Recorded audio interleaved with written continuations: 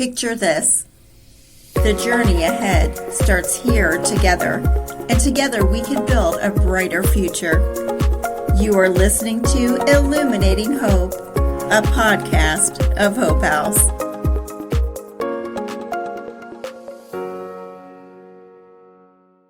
Welcome to Illuminating Hope. I'm your host, Tina Johnson. My co-host, Miriam Matheny, is out today. Today we have a special bonus episode to kick off Domestic Violence Awareness Month. Meet Brooke Wangwe. Brooke is a survivor of domestic violence. She is a seasoned, self-taught artist. She works and trains in healthcare. She has been working on art therapy journaling for several years and works with others in helping to teach them how to facilitate their own healing through art. She also teaches survivors how to use tools she learned through Hope House Survivors program.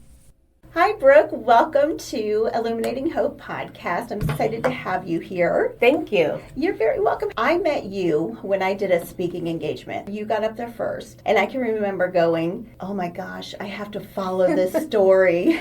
Yeah. It was so impactful to me, and I literally was getting on the stage in tears, having to do my job. So that was pretty interesting. So Brooke, tell me your story. Tell our listening audience your story. It's so impactful. I kind of just shared about things that had started in my life. Throughout my younger years, I found peace and grounding in my art. I found a way to speak to others without saying any words. At a point in my life, I had lost that passion for a brief moment, and one of my abusers had convinced me that I had no talent and that art was just a waste of time and money. I stopped doing my art and I gave up on myself. I had been in abusive relationships off and on in my past, and I thought my needs were not as bad as other people's needs. I didn't think I deserved the assistance and that things weren't bad enough for me to warrant seeking help from anybody.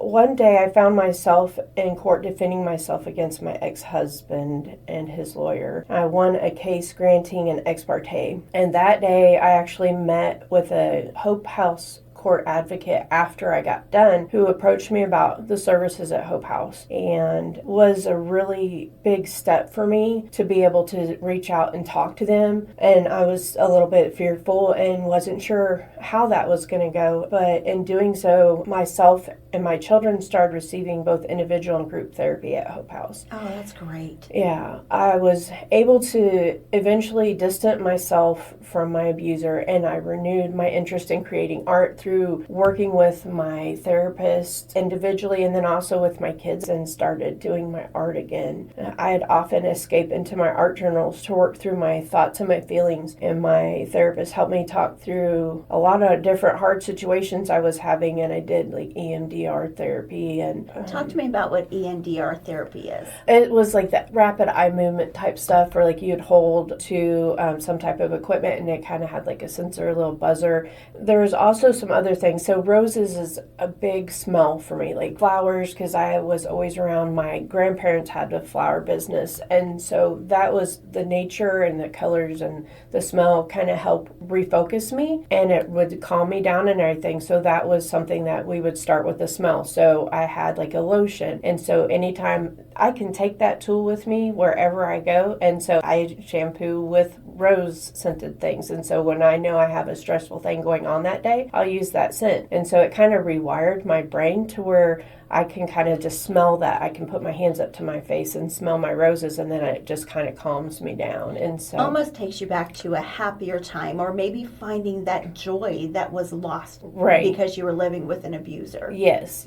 So it definitely helped me with that. And then also thinking of like a box, and just I can take whatever I didn't want to deal with and just stick it in that box, and it can stay over there. And when I'm ready to deal with it, I can just turn around, pick it back up, and deal with it at that time. Or playing a certain scenario on a TV screen instead of actually reliving it, because when we start going through therapy, I definitely, and I'm sure a lot of people do, start having those feelings again, and it just like throws you right into flight or flight. And I would just start those feelings like I was still in that abusive situation right at that time, but I was in a safe room, okay with somebody, but you still get those feelings back. So trying to put it in a different area, like okay, it's on a TV screen, or I can put it on a canvas, and I'm safe and I'm fine and I'm okay, and I can deal with that and work through those type of traumas and things that way. So it really definitely helped a lot with me learning all those tools to live out later on in life when I don't even have to be around my abuser and things. There was something I remember from your story, and I kind of wanted you to talk a little bit about it, about the garden, about the fences, about what we would call boundaries, because sometimes domestic violence survivors think that it's not okay to put a boundary up, but really it is actually very much okay. So talk to me about what you learned at Hope House regarding boundaries and gardens and fences. And some of that was hard because, if I'm in a relationship with somebody, you wouldn't think you'd have to have boundaries. And I didn't understand that no matter what relationship we have or who it's with, we should still have boundaries of what's okay to allow into our garden or our fence. Whenever I was talking about my garden through the survivors group, different topics that we would talk about, and then we would go back home and reflect on them, and then come back and give feedback of this is what I found out about myself, or this is, and kind of take that. And I found it really hard. One of the ideas was our boundaries are like a garden or a yard, and we have a fence around it. You don't have to have a fence. Like, some people don't have a fence, and it can look however you want, but the basis is we don't let other people come into our yard and stomp on our grass, and we don't go and stomp on somebody else's yard. And it makes it easier to think about like people's yard and a house and things like that. It's an easier way to kind of see how that would take place. But I had difficulty in trying to even figure out, well, how do I want my yard to look? And I realized that for a long period of time, I put a gate around my yard that I didn't allow anybody to go in or out. I also just had weeds and things in there, and I didn't know how I wanted it to look, how I wanted it to be, and trying to work through all those things. And I often wonder if our listeners understand domestic violence is power and control. It's somebody else having power and control over you. So when it's time for you to make a decision, it's hard to say, I have the freedom to put whatever I want in my yard, or I have the freedom to have healthy boundaries. I have a very healthy relationship with my husband, and it's a long time coming, that's for sure, because I did have an abuser myself. I'm a domestic violence survivor, and I even have boundaries with my healthy relationship. So I think boundaries are okay, period. I don't think that a lot of people know or understand that, but it is specifically very difficult for a domestic violence survivor to know where to start, because there's so many weeds in that garden.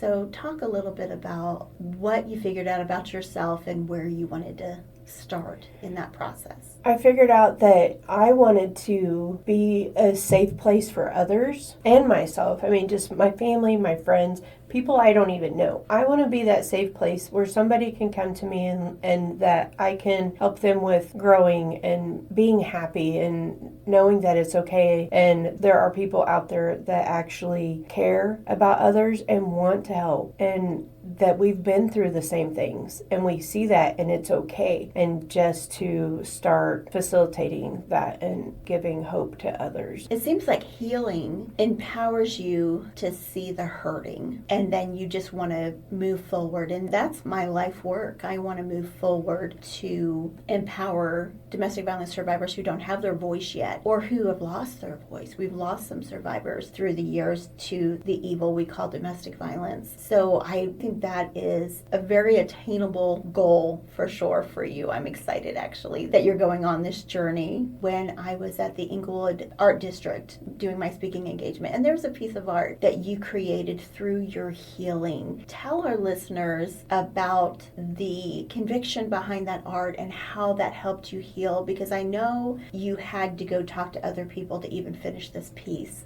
So tell our listeners about that. So during a really particularly hard situation, I had to go through a lot of my words from my abuser multiple times for a couple months, and it got really difficult, and I needed a way to get his words and pictures and things out of my head, the things that he was saying, because I was still in my growth and my healing at that time. And so I knew that that wasn't me deep down, but I still had. They were playing rent-free in your head. Yeah, they were replaying those tapes that play in your head, and it's like, okay, this is, those negatives. And so one night I was just sitting and I scribbled out his words on a page in my journal and just started scribbling all of them in ink, and just, they were all over the place. I could see what the words are, but now you can't even tell what they are. But those words became a tree trunk. Then I decided I wanted to come up with some good words about myself so that I could actually feel better. And it was hard for me to find those words, and I really struggled, and I couldn't come up with very many. So I wanted those to be some leaves on my tree to make something. Words of affirmation you were trying to pull out and couldn't really find any for yourself. So what did you do then? So I went and I asked for some words of encouragement for my friends and family. I went to church and I'd ask people, and so even my kids, those words became the different leaves on my tree, and I have all these different colored leaves and different shapes so that it could show the different people that I asked. Everybody had their own type of tree, and I had people from Survivors group that had wrote on there, and so I have a bunch, like a whole page in my journal that have all these words that I can still go back to and refer to. Those words, I often revisit those and get that courage and strength over the years, and I was able to create something beautiful out of something that was so harmful. And Hope House had helped me with being able to grow that and be able to have that voice again, and be able to show others that they can do that and speak to others, and knowing how to have that healing and growing. What I think is so amazing, actually it's two things. Number one, that tree trunk, there's not a word in it, but yet there's so many, but you can't even see them anymore because they're untrue from your abuser. But the great thing is you could not find one word of affirmation about yourself, but you have journal pages now full because everyone else sees that in you. And I think that survivors need to know, even when you can't find a word positive about yourself, ask people, because they see you in a different light. Because survivors have been made to feel like they're second class, and they are so first class. And it's up to strong, courageous women like you, Brooke, like so many survivors, to use our voice loudly to make sure that these survivors who hear our stories can start their healing journey at that point in time. And so I think what you're doing in your art is amazing. And I love your willingness to share that with other people. And I believe 100% that every leaf on that tree and in your journal is true. So tell me about some of the affirmation or some of the words of affirmation that were shared with you during your healing time. That I'm loving, that I'm sweet, I'm a great mom. Yes, these words of affirmation can come back around, and you can say, it doesn't matter what anyone says. I know I'm a great mom. And that was, even my kids tell me that I was a great mom. And sometimes even if they're lashing out or having a difficult moment, I know that those are just their words at the time that they were upset, but they wrote down, you're a great mom, you're fun, you're exciting, and that I'm loved. Those are the things that I hold on to, those good affirmations that they have shared with me, because that's what their true heart is. I know when it came to my children, I was that safe place, but they figure it out. What is your goal for coming on today? I would like to be able to reach out to those others that even, if they are a survivor and still need healing and are trying to find avenues of being able to work through that journey, or people that are still in a domestic abuse relationship and need to figure out a way of working through that, or people that just don't have knowledge or understanding of knowing what it is or why we're staying in those type of relationships, what is going on with that. I would like to educate people just in general and show people how to love each other and get through that, and actually creating those healthy boundaries, creating those healing and doing the art journey and being able to talk to people, and they have questions, just ask. And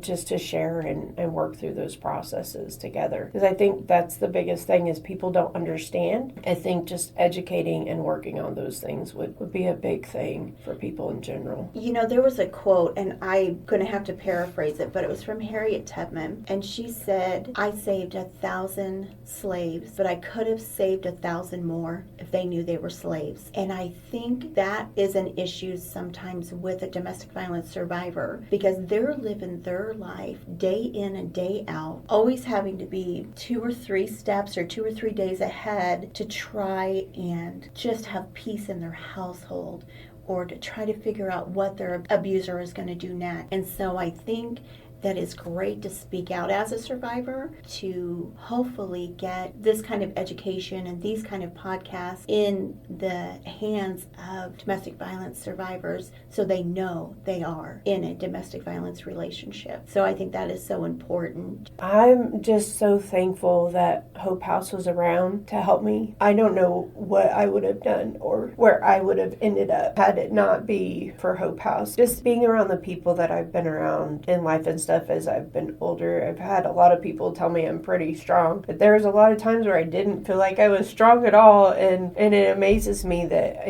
I feel like I did get quite a bit of that strength in things, and I am kind of stubborn sometimes. I've always been told that too. I'm kind of headstrong, but not me. I've never been told I'm headstrong. But I think it's for a good positive thing. Yes. That I am resilient and that I know I can make it. I know others can make it, and I have Hope House to thank for getting me through those really rough times to be able to see and do the things that I've done. I'm so excited about your journey. I'm so excited about the rest of your journey. I can't wait to talk to you again about it. If there's one thing that I do want to leave with any domestic violence survivor out there, if your story is anything like mine, if your story is anything like Brooke's, I want to let you know that there is life after domestic violence. I know we're going to be having a benefit event come up pretty soon in October. I'm working on a new piece, and that's in the Crossroads at the Firestone building. They're going to do their first Friday for October, and it's called the Art of Hope. An art exhibition featuring various renditions of Hope House Mission. I think this is the coolest thing ever to see the art that's going to come out of this. Thursday, October 5th is a VIP type of gathering.